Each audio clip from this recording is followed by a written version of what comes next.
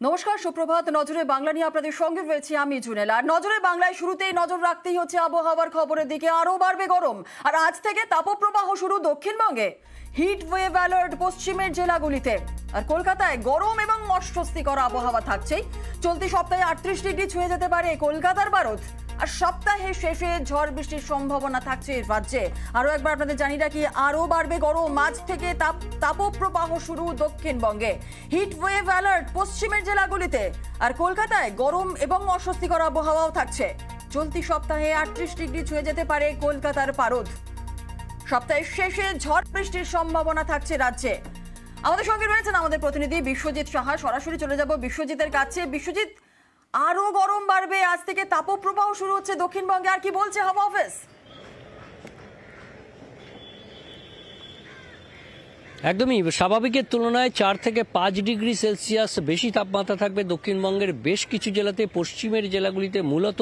এবং আজ থেকে তাপপ্রবাহের সতর্কবার্তা থাকছে, হিট ওয়েভ অ্যালার্ট থাকছে পশ্চিমের বেশ কিছু জেলায়। এবং আগামী কাল এবং পরশু অর্থাৎ আজ বুধবার, বৃহস্পতি ও শুক্রবার এই তাপপ্রবাহের জেলার সংখ্যা ক্রমশ বাড়বে। পশ্চিমের যে পুরুলিয়া, বাঁকুড়া, পশ্চিম বর্ধমান এবং পশ্চিম মেদিনীপুর, ঝাড়গ্রাম, এই জেলাগুলিতে সবথেকে বেশি তাপপ্রবাহের সম্ভাবনা। এবং তার সম্পর্কিত যে তার আশেপাশের যে বাকি জেলা রয়েছে, এমনকি শুক্র ও শনিবার নাগাদ এই তাপপ্রবাহ হতে পারে উত্তর ও দক্ষিণ 24 পরগনা জেলা, অর্থাৎ কলকাতার কাছাকাছি জেলাগুলিতেও তাপপ্রবাহের সতর্কবার্তা থাকবে। কলকাতায় তাপপ্রবাহের এখনও সতর্কবার্তা না দিলেও গরম ও অস্বস্তি চরমে উঠবে। আজ থেকে এই তাপমাত্রা এবং অস্বস্তি দুটোই ক্রমশ বাড়বে। আজও হট ও ডিসকমফোর্ট ওয়েদার কলকাতার ক্ষেত্রে। তবে একটা স্বস্তির কথা যে শনিবার বিকেলের দিকে আবহাওয়ার একটা পরিবর্তন হতে পারে। শনিবার বিকেলের দিকে বজ্রবিদ্যুৎ সহ বৃষ্টি এবং ঝোড়ো হাওয়া বইতে পারে পশ্চিমের দিকের বেশ কিছু জেলাতে এবং উপকূলের বেশ কিছু জেলাতে। একই সঙ্গে উত্তরবঙ্গে আগামীকাল থেকে সামান্য বৃষ্টি হতে পারে দার্জিলিং, কালিম্পং সহ ওপরের দিকের জেলায়। এবং এই বৃষ্টি ক্রমশ বাড়বে এবং শনিবার নাগাদ ঝড় ও বৃষ্টি অর্থাৎ 30 থেকে 40 কিলোমিটার গতিবেগে দমকা ঝোড়ো হাওয়া, তার সঙ্গে বজ্রবিদ্যুৎ সহ বৃষ্টির সম্ভাবনা থাকবে উত্তরবঙ্গের ক্ষেত্রে। উত্তরবঙ্গে আগামীকাল থেকে বৃষ্টি শুরু হবে এবং ক্রমশ সপ্তাহান্তের দিকে বৃষ্টি বাড়বে। তবে উত্তরবঙ্গেও তাপমাত্রা বেশ কিছুটা বাড়বে এবং দক্ষিণবঙ্গে তাপমাত্রা এতটাই বাড়বে যে বেশ কিছু জেলায় তাপপ্রবাহের সতর্কতা জারি করতে হয়েছে আলিপুর আবহাওয়া দপ্তরকে। এবং আগামীকাল থেকে এই তাপপ্রবাহে জেলার সংখ্যা ক্রমশ বাড়বে। বেশ বেশ বেশ একেবারে এই তাপপ্রবাহের প্রবণতা আরো বাড়তে চলেছে, আরো গরম বাড়বে। আজ থেকে তাপপ্রবাহ শুরু দক্ষিণবঙ্গে, যেমনটা বলছিল আমাদের প্রতিনিধি। হিট ওয়েভ অ্যালার্ট পশ্চিমের জেলাগুলিতেও। পুরুলিয়াতে আজকে সকাল থেকে ঠিক কি ছবি রয়েছে, সেখানকার কি আপডেট আমাদের প্রতিনিধি ইন্দ্রজিৎ রয়েছে। ইন্দ্রজিৎ বলবে। ইন্দ্রজিৎ, পুরুলিয়াতে সকাল থেকে ঠিক কি ছবি?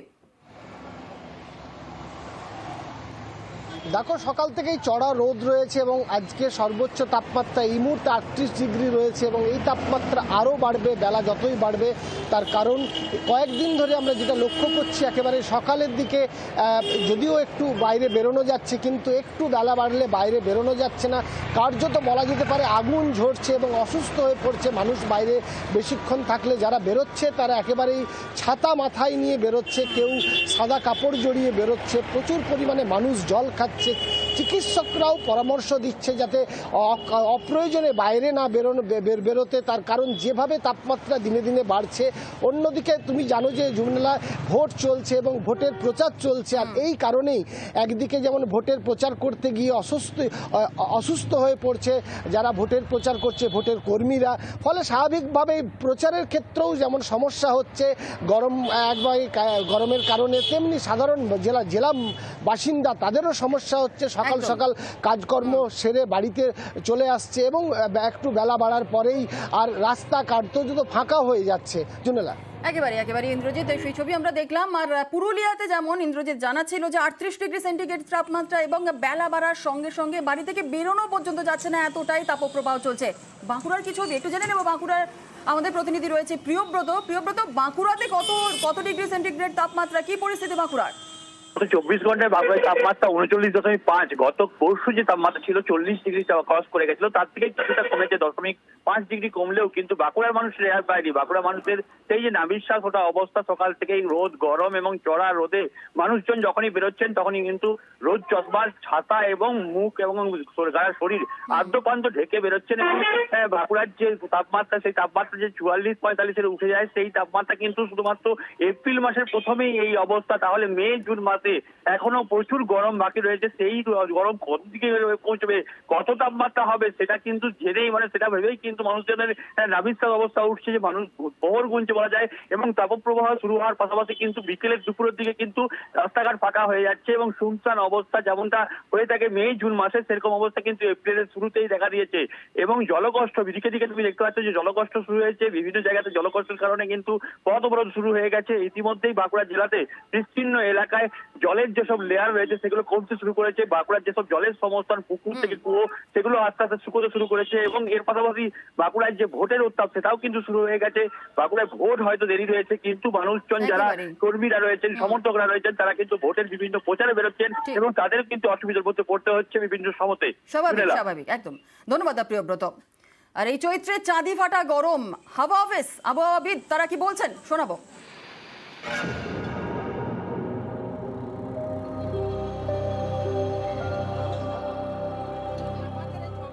এপ্রিলের শুরুতেই গরমে কাহিল, চড়া রোদে নাজেহাল, ঘেমে নেই একসা। এরই মধ্যে আরও গরম খবর শুনিয়েছে আলিপুর আবহাওয়া দফতর। তাদের সতর্কবার্তা, শনিবার পর্যন্ত দক্ষিণবঙ্গের বিভিন্ন জেলায় তাপপ্রবাহের পরিস্থিতি তৈরি হবে। বুধবার পুরুলিয়া, পশ্চিম বর্ধমান এবং পশ্চিম মেদিনীপুরে, বৃহস্পতিবার পুরুলিয়া, বাঁকুড়া, ঝাড়গ্রাম, পূর্ব ও পশ্চিম মেদিনীপুর এবং পশ্চিম বর্ধমান, শুক্র এবং শনিবার পুরুলিয়া, বাঁকুড়া, পূর্ব ও পশ্চিম বর্ধমান, পূর্ব ও পশ্চিম মেদিনীপুর, ঝাড়গ্রাম, এমনকি উত্তর ও দক্ষিণ 24 পরগনাতেও তাপপ্রবাহের সতর্কবার্তা। বেশ কিছু এলাকায় লু বইতে পারে। আগামী কয়েকদিন দক্ষিণবঙ্গ শুষ্ক, কোনো রেনফলের আগামী 5 তারিখ পর্যন্ত তো কোনো রেনফলই নেই। উষ্ণ দিন, অস্বস্তিকর দিন এবং বেশ কয়েকটি জেলাতে হিটওয়েভেরও সম্ভাবনা আছে। পশ্চিমের জেলাতে পুরুলিয়া, বাঁকুড়া, পশ্চিম বর্ধমান, ঝাড়গ্রাম, পশ্চিম মেদিনীপুর, এগুলো। আবহাওয়া দপ্তর জানিয়েছে শনিবার বিকেলের পর আবহাওয়ার বদল হবে। দক্ষিণ 24 পরগনা, পূর্ব মেদিনীপুর, পশ্চিম মেদিনীপুর, ঝাড়গ্রাম, বাঁকুড়া, পশ্চিম বর্ধমানে বজ্রবিদ্যুৎ সহ বৃষ্টি হতে পারে। নিউজ 18 বাংলা।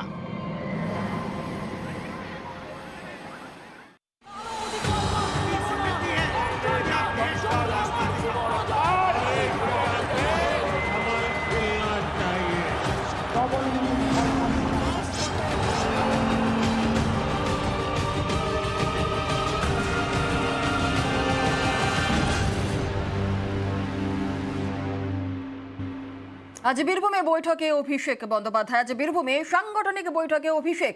রামপুরহাটে জেলার কোর কমিটির সঙ্গে বৈঠকে থাকছেন অভিষেক বন্দ্যোপাধ্যায়। বৈঠকে বীরভূম, বোলপুর 2 লোকসভা নিয়ে আলোচনা হবে। আর এই বিষয়ে নিয়ে আমরা একটু কথা বলে নেব। আমাদের সঙ্গে রয়েছেন আমাদের প্রতিনিধি উজ্জ্বল। সরাসরি চলে যাব উজ্জ্বলের কাছে। উজ্জ্বল, একটু জানতে চাইবো, অভিষেকের আজ একাধিক কর্মসূচি রয়েছে বীরভূমে বৈঠকে। অভিষেক বন্দ্যোপাধ্যায় ঠিক কখন এসে পৌঁছচ্ছেন, ঠিক সাংগঠনিক বৈঠকে ঠিক কোন কোন বিষয় আলোচ্য বিষয় থাকতে পারে, কি জানা যাচ্ছে?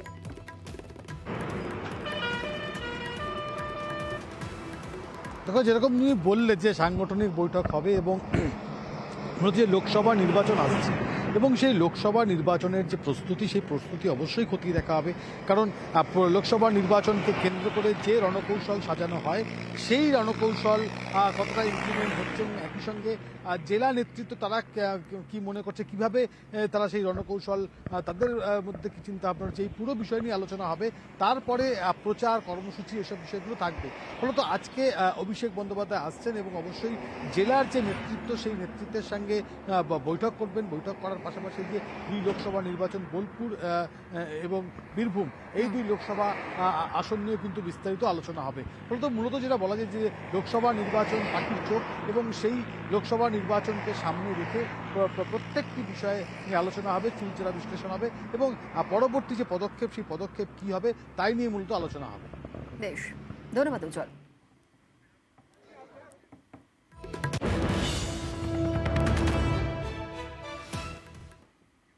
পাখির চোখ লোকসভা নির্বাচন, বঙ্গে যুদ্ধ জয়ে নয়া কৌশল। এবার মুসলিম ভোটও নিজেদের দিকে টানতে মরিয়া বিজেপি।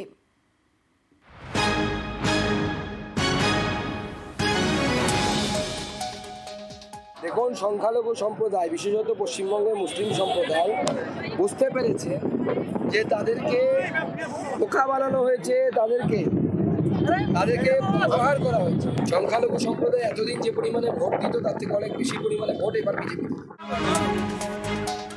24-এর লোকসভা ভোটের আগে কথা বলছেন বিজেপির রাজ্য সভাপতি। 21-এর বিধানসভা ভোটের আগে অবশ্য বারবার মেরুকরণের অস্ত্রে শান দিতে দেখা গেছে বিজেপিকে। কার ভরসায়? 62,000-এর ভরসায়। আর পদ্মতে জিতবে 2,13,000-এর ভরসায়।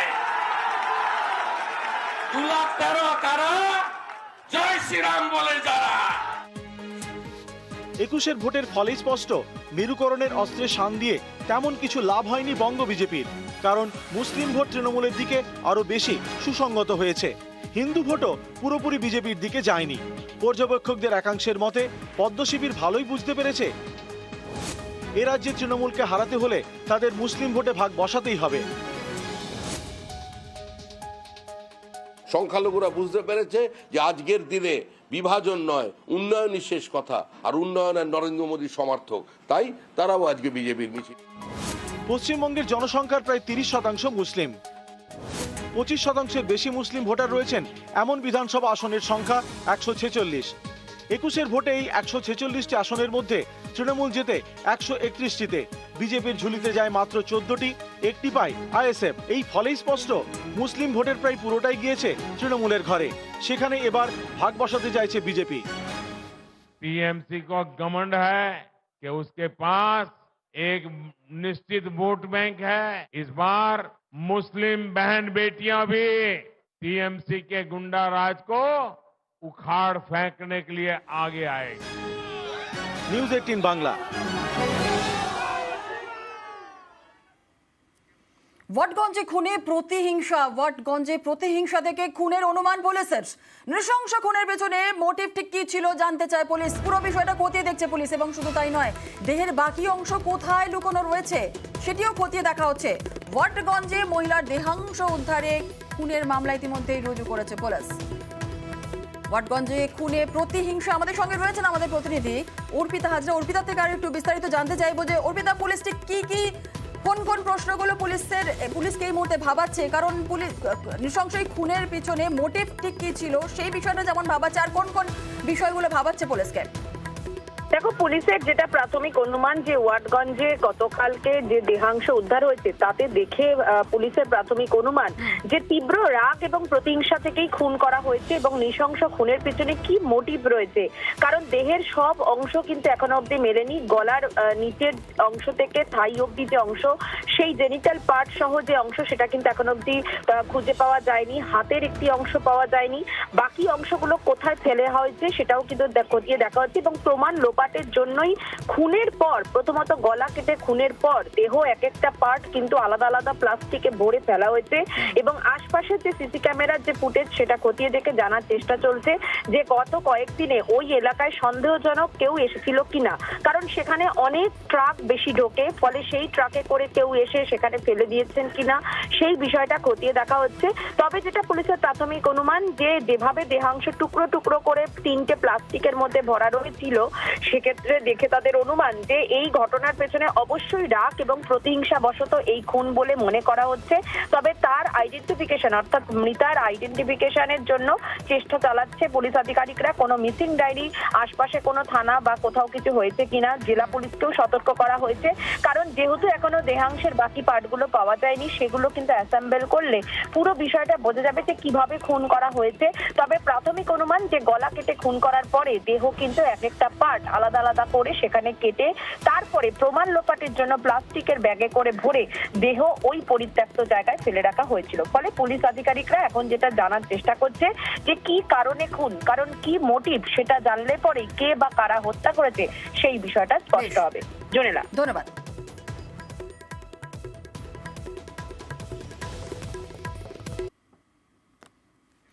ফের ভেঙে পড়লো বাড়ি। এবার মুচিপাড়ায় 350 বছরের পুরনো বাড়ির একাংশ ভাঙতে গিয়ে বিপত্তি। হুড়মুড়িয়ে ভেঙে পড়ে একটি বড় অংশ। এতে আতঙ্ক ছড়ায় এলাকায়। অভিযোগ, নিয়ম না মেনে বাড়ি ভাঙছিলেন প্রমোটার। এ কথা শুনে তৃণমূল কাউন্সিলর বললেন, বাড়ি ভাঙার জন্য পুরসভার নাকি নির্দিষ্ট কোনো নিয়মই নেই।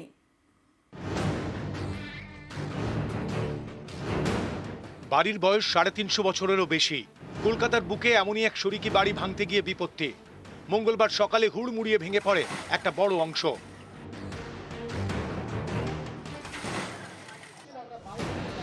এতে আতঙ্ক ছড়ায় কলকাতার মুচিপাড়া এলাকায়। প্রায় কয়েক হাজার ইট হুড়মুড় করে ভেঙে পড়ে। ধুলোয় ধুলো, বাড়িতে রান্নাবান্না হচ্ছিল, ধুলো ফুলো ঢুকে ওরা অজ্ঞান হয়ে যায়। 10 কাঠা জমির ওপর বাড়ি। পুরনো এই বাড়ির 4 শরিক। এদের অন্যতম শৈলেন পাত্র ও সৌমিত্র পাত্র। বাকি শরিকদের দাবি, এই শৈলেন এবং সৌমিত্র নিজেদের অংশ প্রমোটারদের হাতে তুলে দিয়ে অন্যত্র চলে গিয়েছেন। সেই অংশই ভাঙার কাজই সম্প্রতি শুরু করেন প্রমোটার। বাড়ির বাকি অংশে বাসিন্দা রয়েছেন। অভিযোগ, তাদের কিছু না জানিয়েই ভাঙার কাজ শুরু করে দেন প্রমোটার। এই যে বাড়িটা হচ্ছে, এরা কোনো কারোকে কিছু বলেনি, হঠাৎ দিনে রাতে কাকে দিয়ে চলে যায়। প্রমোটার যে কারোর পারমিশন নিচ্ছে না কোনোভাবে। মঙ্গলবার চলছিল বাড়ি ভাঙার কাজ। স্থানীয়দের দাবি, আচমকাই একটা বিশাল অংশ হুড়মুড়িয়ে ভেঙে পড়ে। এতেই আতঙ্ক ছড়ায় এলাকায়। প্রায় কয়েক হাজার ইট হুড়মুড় করে ভেঙে পড়ে। ধুলোয় ধুলো, বাড়িতে রান্নাবান্না হচ্ছিল, ধুলো ফুলো ঢুকে ওরা অজ্ঞান হয়ে যায়। অভিযোগ, নিয়ম না মেনেই বাড়িটি ভাঙা হচ্ছিল, আর তাতেই বিপত্তি। ভাড়া বেঁধে করবি না, বলছে ভাড়া বাঁধা এখান থেকে সম্ভব না। তাহলে এইভাবে করিস না, একটা অ্যাক্সিডেন্ট হবে। এক ওয়ালে বাড়ি, ভীষণ মিস্ত্রিগুলো ডেয়ারিং। তাদের পরিষ্কার জানিয়ে দেওয়া হয়েছিল যে ভাঙার কাজ যখন করবেন অত্যন্ত সচেতনভাবে করতে হবে, যাতে পাশের বাড়ির লোকের কোনো অসুবিধে না হয়। তারা হয়তো কেয়ারলেসলি করছে। ভাঙার কোনো রেগুলেটিং কিন্তু আমাদের আইনে নেই। 17ই মার্চ গার্ডেন রিচে নির্মীয়মান বাড়ি ভেঙে পড়ে বিপর্যয়। এরপর গত শনিবার বিরাটিতে নির্মীয়মান বাড়ির দেওয়াল ধসে মৃত্যু হয় এক মহিলা। এবার মুচিপাড়ায় পুরনো বাড়ির একাংশ ভাঙতে গিয়ে বিপত্তি।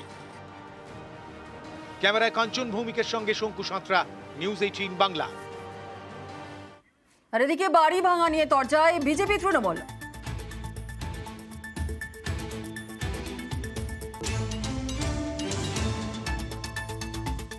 কলকাতার বিল্ডিং ডিপার্টমেন্টে কলকাতা পুরসভা, তাদের কথা আর আলোচনা করে লাভ নেই। এরকম বহু নিদর্শন রয়েছে। সম্প্রতি গার্ডেন রিচ কি হয়ে রয়েছে কলকাতা শহর যৌতুকগৃহ। বেশ কিছু প্রমোটার তারা একটু লাগাম ছাড়া হয়ে গেছে, যেমনটা ভাবছে তেমনটাই করছে। কলকাতা পুরসভা, তাদের যদি সেই ইনফ্রাস্ট্রাকচার না থাকে, আমার মনে হয় এটা ঠিক কথা নয়। আর যদি সেটা না থাকে, তাহলে কেন হয়নি? বামেদের 34 বছরের ওপর দোষ চাপাতে হবে না। নিজেরা কি করেছে, করেনি কেন? 14-5-19 বছর তো তৃণমূলের মেয়র ছিল বা আছে। আমরা 19 বছর ধরেই, আমাদের সময় যে আমাদের মেয়ররা যখন ছিল বা আমি যখন আছি, যখন যা কাজ হয়েছে, এই কাজ বামফ্রন্টের সময় হয়নি। আর দ্বিতীয়ত, বউবাজারের এটা তো প্ল্যান স্যাংশন বাড়ি, তারপর ওরা ডেমলিশ করছিল। ডেমলিশিংয়ে আমাদের খুব একটা কিছু করা যায় না। এখন তাপসদা নতুন ওখানে গেছেন, ইডির ভয়ে গিয়ে ওখানে ভজনা করতে হবে, তাই উনি করছেন। উনিও ভালো করে জানেন, আমাদের সাথে সেই দিন পর্যন্ত ছিলেন।